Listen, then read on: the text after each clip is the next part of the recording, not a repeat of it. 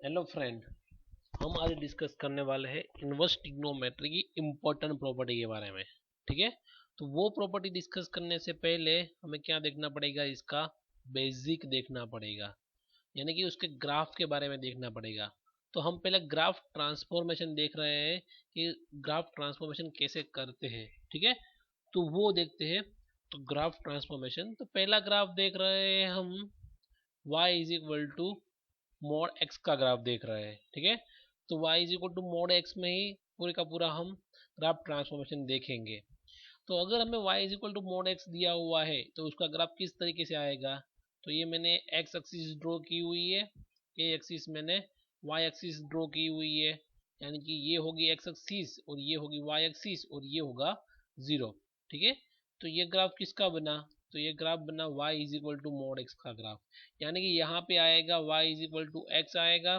ठीक है, और यहाँ पे आएगा y is equal to minus x. तो ये ग्राफ है y is equal to mod x का ग्राफ। अभी इसके अंदर कुछ भी चेंजेस किया जाए, अगर मैं यहाँ पे एफ ऑफ एक्स प्लस और माइनस ए कर रहा हूँ तो ग्राफ में क्या चेंजेस होगा। ठीक है, तो इसका मीनिंग ये हुआ कि एफ ऑफ एक्स प्लस ए लिखूंगा, यानी कि ग्राफ के अंदर जो आंसर आ रहा है उसमें मैंने क्या कर दिया, प्लस ए ऐड कर दिया, यानी कि हमारा ग्राफ ए अपर डायरेक्शन में जाएगा। कहाँ पे जाएगा, ये अपर डायरेक्शन में जाएगा। और अभी मैंने इस तरह से कर दिया एफ ऑफ एक्स माइनस ए, यानी कि जो भी आंसर आ रहा है उसमें मैंने क्या कर दिया, ए माइनस किया, यानी कि ए कहाँ पे जाएगा, डाउनवर्ड डायरेक्शन में जाएगा। कहाँ पे जाएगा, डाउनवर्ड डायरेक्शन में जाएगा, ऐसा बोल सकते हैं।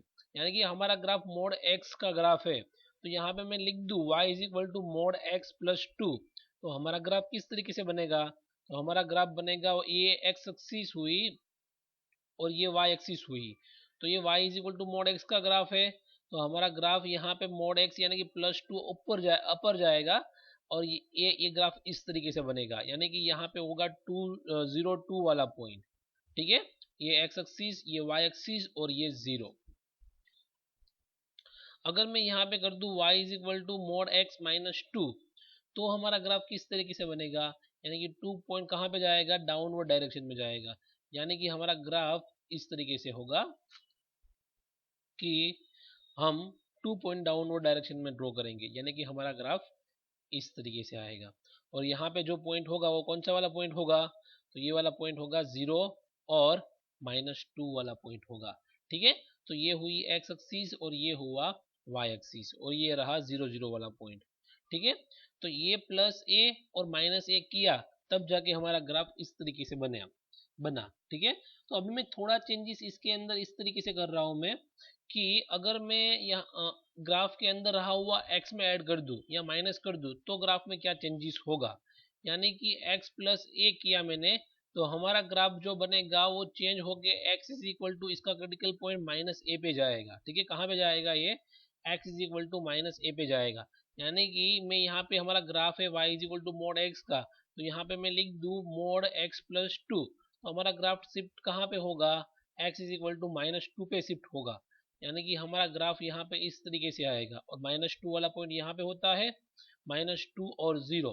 ठीक है, तो हमारा ग्राफ इस तरीके से आएगा। अगर मैं ग्राफ में इस तरीके से लिख दूँ y is equal to x minus a, तो इसका क्रिटिकल पॉइंट होगा x is equal to a, तो हमारा ग्राफ आएगा x इज इक्वल टू, अगर मैं यहाँ पे y is equal to mod x minus two कर दूँ तो हमारा ग्राफ बनेगा x is equal to 2 point पे, यानी कि ग्राफ बनेगा 2 पॉइंट पे आएगा। इसी तरीके से ग्राफ हमारा, ये x एक्सिस ड्रॉ की हमने और हमने यहाँ पे y एक्सिस ड्रॉ की, तो ये y एक्सिस बनी और एक 2 0 वाला पॉइंट यहाँ पे बना। ठीक है, तो ये पॉइंट कौन सा वाला बना, तो ये वाला पॉइंट बना 2 0 वाला पॉइंट। तो इस तरीके से ग्राफ बनेगा। तो हम ग्राफ को ट्रांसफॉर्म इस तरीके से कर सकते हैं। वैसे बहुत सारे पॉइंट है, माइनस कैसे करें, प्लस कैसे करें, ये भी सोच सकते हैं हम। और दूसरी लैंग्वेज में देखा जाए तो इसे ऐसा भी बोल सकते हैं कि ओरिजिन ओरिजिन को हम ट्रांसफॉर्म कर रहे हैं, यानी कि y is equal to mod x का ग्राफ है, तो मैं ओरिजिन कहाँ पे ट्रांसफॉर्म कर रहा हूँ, तो मैं यहाँ पे चेंज कर दूँ, यानी कि मैं यहाँ पे लिख रहा हूँ मैं y इज इक्वल टू -3 और यहाँ पे लिख रहा हूँ मैं मोड x माइनस टू, यानी कि इसका दूसरा मीनिंग ये हुआ कि मैंने ओरिजिन को ट्रांसफॉर्म किया, कहाँ पे किया, तो इसका क्रिटिकल पॉइंट हुआ 2 और इसका क्रिटिकल पॉइंट हुआ 3, यानी कि मेरा ओरिजिन ट्रांसफॉर्म हुआ 2 या 3 पॉइंट पे।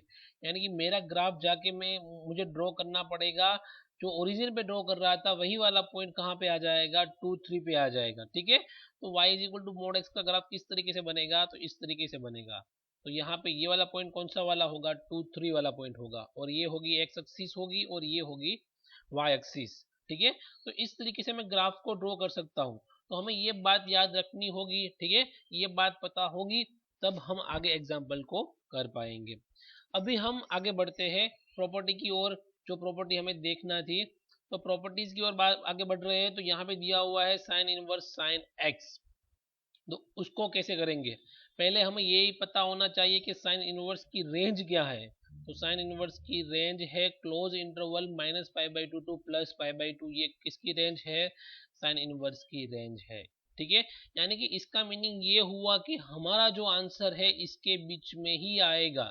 ठीक है, हमारा आंसर इसके बीच में ही आया, कुछ भी कर लो हमारा आंसर किसके बीच में आएगा, इसके बीच में ही आएगा। ठीक है, तो दूसरी बात ये है कि हमारा डोमेन क्या होगा। तो डोमेन यहाँ पे दिया हुआ है साइन एक्स, यानी कि हमारा डोमेन क्या होगा, आर होगा, यानी कि एक्स बिलोंग्स टू आर। यानी कि हम आर में से वैल्यू रखे लेंगे और -π/2 टू +π/2 के बीच में आंसर लाएंगे। ठीक है, तो ये साइन एक्स कैसा फंक्शन है, साइन एक्स पीरियोडिक फंक्शन है, और साइन इनवर्स एक्स कैसा फंक्शन है, नॉन पीरियोडिक फंक्शन है। तो नॉन पीरियोडिक फंक्शन के अंदर क्या दिया हुआ है, पीरियोडिक, यानी कि इसका ग्राफ कैसा बनेगा, पीरियोडिक का ग्राफ बनेगा। और यहाँ पे हम जो प्रॉपर्टी देखने वाले हैं ये इस टाइप की प्रॉपर्टी है कि अगर हम पहले इनवर्स दिया हुआ है और इसके अंदर हमें इनवर्स ट्रिग्नोमेट्री दिया हुआ है और इसके अंदर हमें सिर्फ ट्रिग्नोमेट्री दिया हुआ है, तो इसको किस तरीके से सॉल्व करें।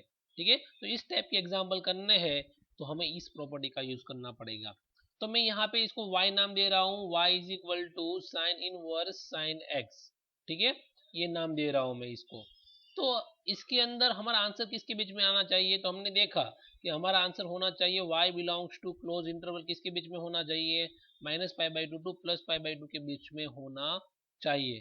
तो अगर मैं इसके बीच की कोई भी वैल्यू ले लूँ तो मेरा आंसर क्या बनेगा, तो अगर मैं इसके बीच की वैल्यू π/4 ले लूँ तो मैं इसको डायरेक्ट लिख सकता हूँ, साइन इनवर्स साइन π/4 है तो मैं इसको डायरेक्ट π/4 लिख सकता हूँ। क्यों, क्योंकि π/4 belongs to close interval -π/2 to +π/2, यानी कि ये -π/2 टू +π/2 के बीच में है ही।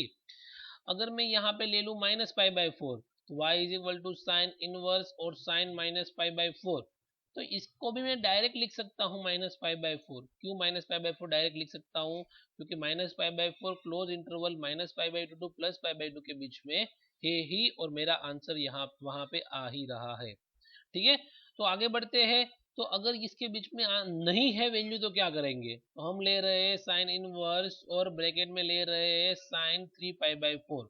तो यहाँ पे जो वैल्यू दी हुई है 3π/4, वो ऐसा बोल सकते हैं कि 3π/4 is not belongs to close interval -π/2 to +π/2।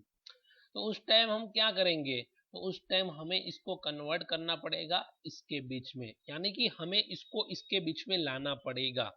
तो किस तरीके से लाएंगे, तो यहाँ पे दिया हुआ है साइन इनवर्स साइन 3π/4, तो मैं इसको इस तरीके से लिख सकता हूँ मैं π-π/4। तो साइन π-π/4 क्या होता है, तो साइन π-π/4 होता है, यानी कि ये आएगा सेकंड क्वाड्रेंट में, और सेकंड क्वाड्रेंट में साइन कैसा होता है, पॉजिटिव होता है। ठीक है, तो मैं इसको किस तरीके से लिख सकता हूँ, साइन इनवर्स साइन π/4। ठीक है, तो यहाँ पे क्या बन गया, साइन π/4 बन गया, और साइन π/4 की value sine π/4 belongs to close interval -π/2 to +π/2 ऐसा बोल सकता हूँ। ठीक है, तो ये किसके बीच में आ गया, π/4 के बीच में आ गया। तो हम ऐसा बोल सकते हैं कि यहाँ पे लिखा हुआ है कि -π/2 टू +π/2 के बीच में वैल्यू रखेंगे तो हमारा आंसर क्या आएगा, x आएगा। अगर हमारा आंसर x दिया हुआ है, यानी कि हमें -3π/2 टू -π/2 के बीच में वैल्यू दी हुई है, तो हमें क्या करना पड़ेगा, उसको -π/2 टू +π/2 के बीच में कन्वर्ट करना पड़ेगा। अगर हमें x क्लोज इंटरवल +π/2 टू 3π/2 के बीच में दिया हुआ है, तब भी हमें क्या करना पड़ेगा, उसको -π/2 टू +π/2 के बीच में कन्वर्ट करना पड़ेगा।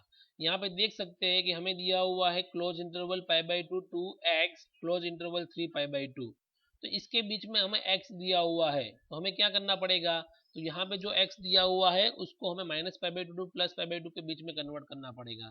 तो उसके लिए मुझे क्या करना पड़ेगा, तो इसको मुझे माइनस से मल्टीप्लाई करना पड़ेगा। तो माइनस से मल्टीप्लाई करूंगा तो ये क्या बन जाएगा, ग्रेटर देन और इक्वल टू बन जाएगा, यहाँ पे बन जाएगा -x और यहाँ पे बन जाएगा -3π/2। अभी मैं इसके अंदर क्या कर रहा हूँ, मैं पाई ऐड कर रहा हूँ, तो पाई सब में ऐड कर दूँ तो यहाँ पे बनेगा पाई -π/2, यहाँ पे बनेगा पाई और यहाँ पे बनेगा पाई -3π/2। तो पाई -π/2 इज इक्वल टू क्या होगा, π/2 होगा। यहाँ पे ग्रेटर देन और इक्वल टू आएगा और फिर क्या होगा, तो यहाँ पे होगा पाई -x और यहाँ पे क्या बनेगा, यहाँ पे पाई -3π/2 यानी कि यहाँ पे बनेगा -π/2। यानी कि ये वाला जो पोर्शन है वो कहाँ से कहाँ तक बन गया, -π/2 टू +π/2 के बीच में बन गया। ठीक है, तो उसी तरीके से भी हम सोच सकते हैं। ठीक है, और इसी तरीके से भी हम ग्राफ को ड्रॉ कर सकते हैं इसकी हेल्प से। ठीक है, यहाँ पे भी जो वैल्यू दी हुई है सारी की सारी वैल्यू को हमने किस में कन्वर्ट किया है, तो -π/2 टू +π/2 में कन्वर्ट किया, तब जाके हमें ये आंसर मिला। यानी कि 3π/2 टू लेस देन और इक्वल टू x, अगर मैं 5π/2 के बीच में मैं आंसर ले रहा हूँ तो मुझे क्या करना पड़ेगा, इसमें कन्वर्ट करना पड़ेगा। तो इसके लिए मुझे इसमें क्या करना पड़ेगा, -2π ऐड करना पड़ेगा। तो यहाँ पे -2π ऐड कर दूँ, यहाँ पे भी -2π ऐड कर दूँ और यहाँ पे भी मैं -2π ऐड कर दूँ, तो यहाँ पे क्या बनेगा, -4π + 3π/2, यानी कि यहाँ पे बन जाएगा -π/2 और यहाँ पे बन जाएगा +π/2। ठीक है, तो यहाँ पे भी कन्वर्ट हो चुका है। दूसरी तरीके से सोचा जाए तो हम इस तरीके से भी सोच सकते हैं कि यहाँ पे जो दिया हुआ है वो साइन इनवर्स साइन x दिया हुआ है। ठीक है, तो उसको मैं नाम दे रहा हूँ मैं y। ठीक है, और यहाँ पे क्या दिया हुआ है, साइन इनवर्स साइन x दिया हुआ है। तो ये जो साइन इनवर्स है इज इक्वल टू कि ये साइड आएगा तो यहाँ पे क्या बन जाएगा, sine y is equal to sine x।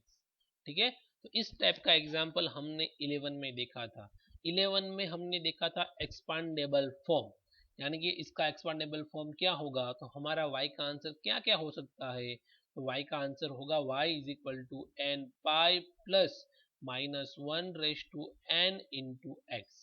ठीक है, ये देखा था और n की वैल्यू कहाँ से ली थी हमने, n बिलोंग्स टू z। अभी इसके अंदर अभी मैं n is equal to value रखता जाऊँ, n इज इक्वल टू 0 रखूंगा, तब जगह मुझे क्या आंसर मिलेगा, x मिलेगा, ये 0 हो जाएगा। उसी तरीके से मैं दूसरी सारी वैल्यू में फाइंड कर सकता हूँ। ठीक है, यहाँ पे मैंने जो लिखा हुआ है ये जो वैल्यू लिखी हुई है वो सारी की सारी वैल्यू में फाइंड कर सकता हूँ।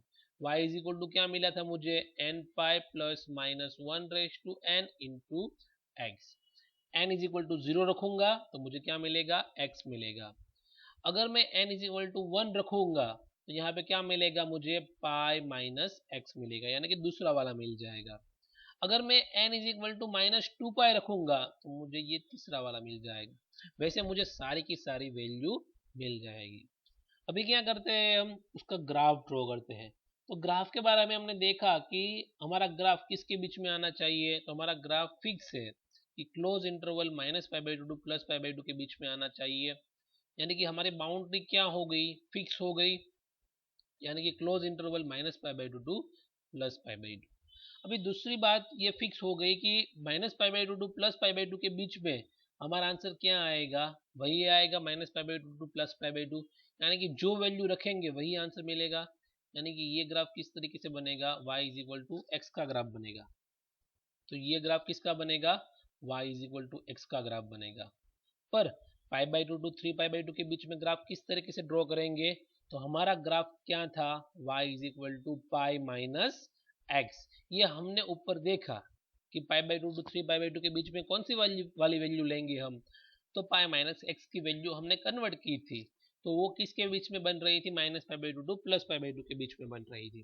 तो अभी इसका ग्राफ किस तरीके से ड्रॉ करेंगे, तो ये ग्राफ किस तरीके का है, तो y is equal to -x plus pi उस तरीके का है। यानी कि y इज इक्वल टू पहले किसका ग्राफ देखते हैं, -x का ग्राफ देखते हैं। तो y is equal to -x का ग्राफ किस तरीके से आएगा, तो इस तरीके से आएगा।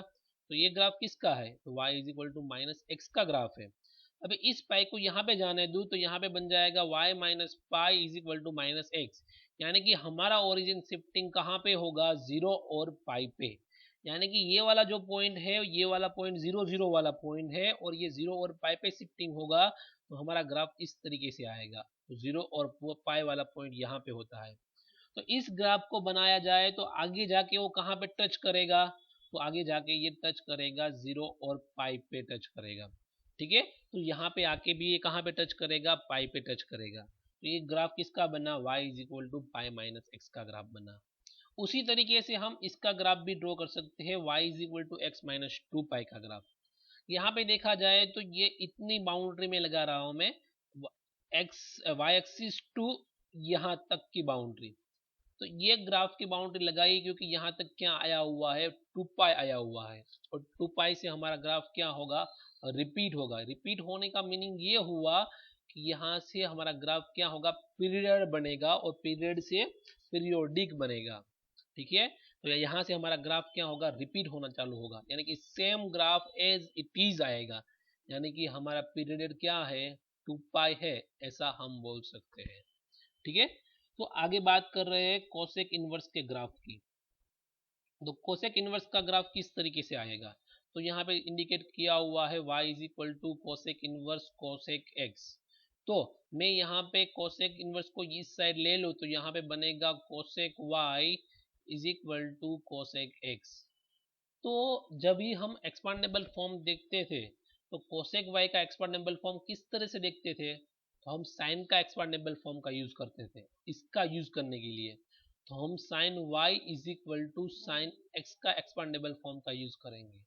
ठीक है, तो इसका एक्सपांडेबल फॉर्म क्या होगा, तो y is equal to n pi plus minus 1 raise to n into x, इस तरीके से यूज करेंगे। अभी यहाँ पे n इज इक्वल टू 0 रखूंगा तो मुझे कौन सी वाली वैल्यू मिलेगी, x मिलेगा। n इज इक्वल टू मैं 1 रखूंगा तो दूसरी वैल्यू मिलेगी। अगर मैं n इज इक्वल टू 1 रखूंगा तो मुझे क्या मिलेगा, पाई माइनस एक्स मिलेगा। ठीक है, अगर मैं n is equal to minus 1 रखूंगा तो कौन सी वाली वैल्यू मिलेगी, माइनस पाई प्लस एक्स। पर मैं यहाँ पे एक वैल्यू नहीं ले सकता, और वो कौन सी वाली वैल्यू है, कि वो जहां पे अपॉन पे 0 होगा वो वाली वैल्यू। यानी कि मैं इसको इस तरीके से नहीं लिख सकता कि cosec y is equal to क्या होता है, 1 अपॉन साइन y होता है। ठीक है, तो साइन y कहाँ कहाँ पे 0 होता है, तो साइन y 0 होता है, 0 पे 0 होता है, पाई पे 0 होता है, 2 पाई पे 0 होता है, 3 पाई पे 0 होता है। वो सारी वैल्यू में कंसिडर नहीं कर सकता, तो उसको मुझे क्या करना पड़ेगा, रिमूव करना पड़ेगा।